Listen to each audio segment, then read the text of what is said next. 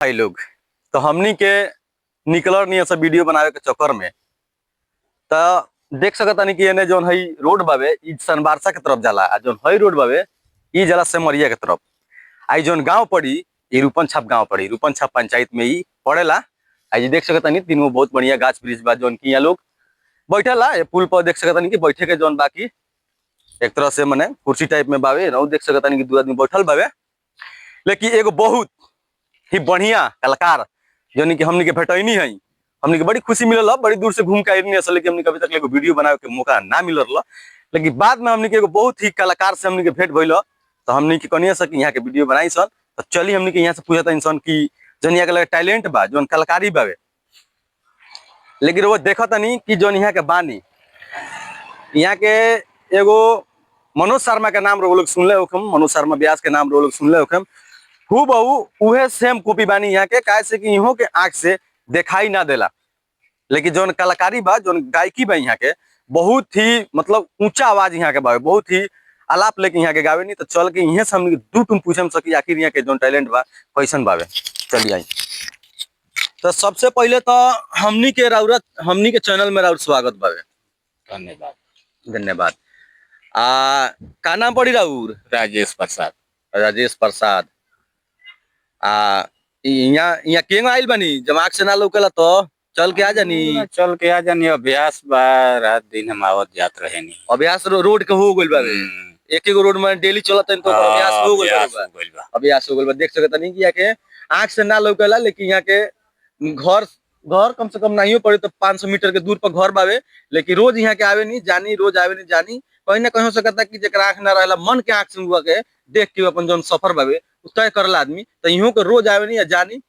तो एक चीज और ही हमने के सुने के मिलला जी कि गाना बड़ा गाना गावे नहीं रहुआ, बढ़िया बढ़िया गाना का गावनी हम गाना पढ़ाई भी हम करत रहनी है। पढ़ाई कितना ले पहले बनी?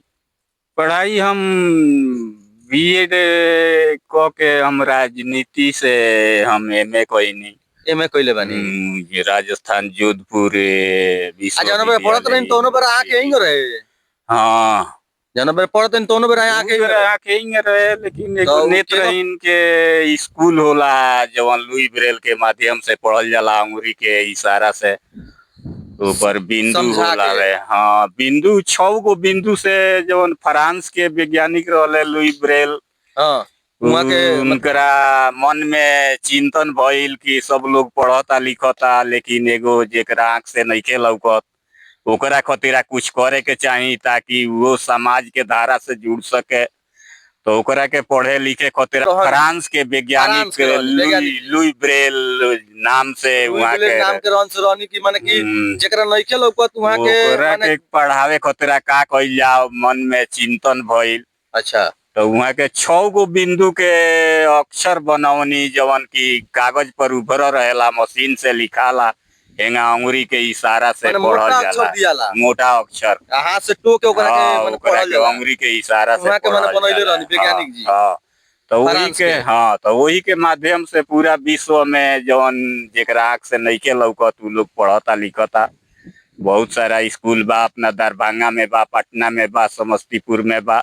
बिना आँख वाला के स्कूल बा, उइजा रहे के हॉस्टल बा, खाना सरकार के तरफ से फ्री बा। उइजा कोई भी ऐसन कोई होके जेकरा आंख से नइखे लौकत ओकरा के ले जाके वहाँ स्कूल में एडमिशन करा सकतनी, आ छोड़ के आ सकतनी। हां उइजा देखभाल करे वाला सब आदमी बावे, उइजा कर्मचारी बा। कोनो प्रकार के दिक्कत ना होत होई, कोनो प्रकार के दिक्कत नहीं के सब कुछ देखभाल। अरे वो जौन बरे पड़त नहीं ओकरा दिक्कत ना होत रहे, वो बेरा हमरा कोनो दिक्कत ना रहे। ओमे सब कर्मचारी सरकार रखले बावे थाली धोए के। वो तो मोटका अक्षर मान ली पढ़ले बानी, मोटका अक्षर करवा का अभ्यास देल गेल बा, तो छोटका अक्षर जे पतरका अक्षर तो ना हो पढ़ पाओ तो केम। देखिए जवन चीज एक किताब में लिखल बा उहे चीज एहू में लिखल बा। एगो लिपि के फर्क बा, जैसे कि जो मोटा पतला का फर्क बा। ई ब्रेल लिपि एकरा के बोलल जाला वे, लिपि अलग अलग होला। जैसे उर्दू लिपि बा, ईरानी लिपि बा। अयोध्या के मामला जेंगा सुलझल ईरानी लिपि के सबूत मिलल। ये बाबर बिल्कुल ना लौकेला कि थोड़ा सा भी लौकेला? ना बिल्कुल ना लौकेला वे, बिल्कुल ना लगे।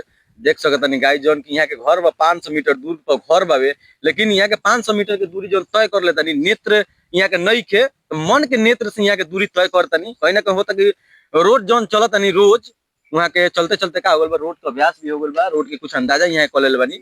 आ एगो लाठी के यहाँ के सहारा देख सकतनी कि एगो लाठी के सहारा लेके चलेनी। तो हमनी के तो बहुत बात कहनी सन, तो कुछ गाना उना हमनी के सुनाई कोनो निर्गुण बढ़िया गाना रुआ गावे नी। हाँ गाना तो ऐसे गवला अभ्यास से छूटला काफी दिन हो गए, फिर भी हम कोशिश करें। हाँ कोशिश करी।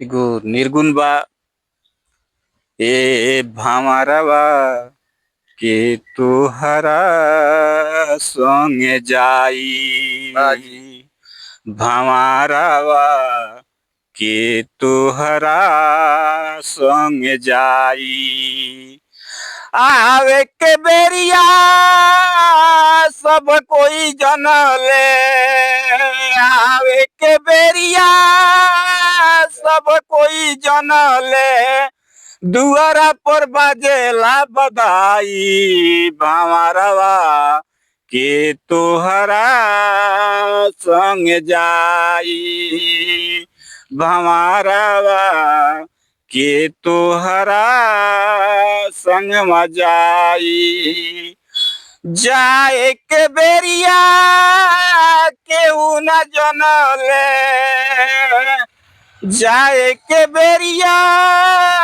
केहू न जनले, अंगना में रोवेली महतारी, भामारवा के तोहरा संग जाई, भामारवा के तोहरा संग जाई, देहरी पकड़ी के मेहरी रोवे, देहरी पकड़ी के मेहरी रोवे, हाथवा पकड़ी रोवे भाई, भामारवा के तोहरा संग जाई, भामारवा के तोहरा संग जाई, आवे के बेरिया सब कोई जनले,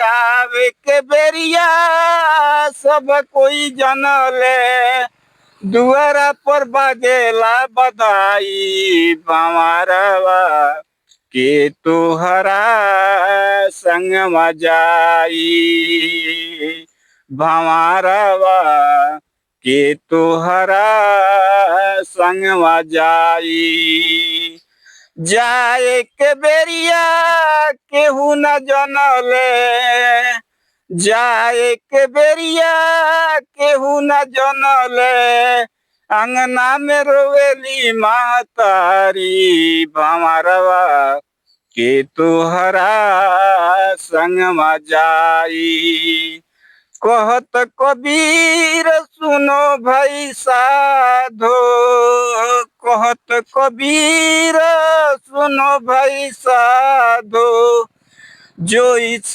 पद के अर्थ लगई है, तीनों लोक पार पाई, भामारवा के तोहरा संग जाई।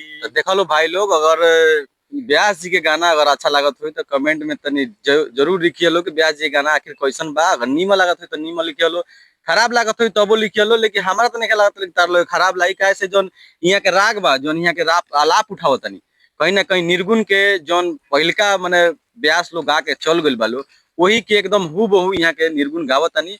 बहुत ही खूबसूरत यहाँ के आवाज बावे, बहुत ही यहाँ के लगे बिजोड़ टैलेंट बा, लेकिन यहाँ के आँख से ना लोगला, अगर आँख से यहाँ के लौकित तो यहाँ के और भी टैलेंट रहती, और भी मतलब पढ़ उड़ के और भी यहाँ के लगे जानकारी रही, लेकिन थोड़ा बहुत सुन के ही यहाँ के कहीं ना कहीं हमने के गाना जो सुननी है बहुत अच्छा लगल। तो यहाँ के देख ली लो, यहाँ के आँख नहीं के ए वीडियो के तनी एगो लाइक करे हम लोग, कमेंट में तनी गाना कैसन गौनी है वो तनी हमने के बताए हम लोग, आ वीडियो को तनी ज्यादा से ज्यादा शेयर कर लो, बहुत ज्यादा से ज्यादा शेयर कर लो, ताकि हमने के और भी ऐसा टैलेंट खोजे में हमने के तनी सपोर्ट मिलो, मदद मिलो। एक खातिर जय हिंद, जय भारत।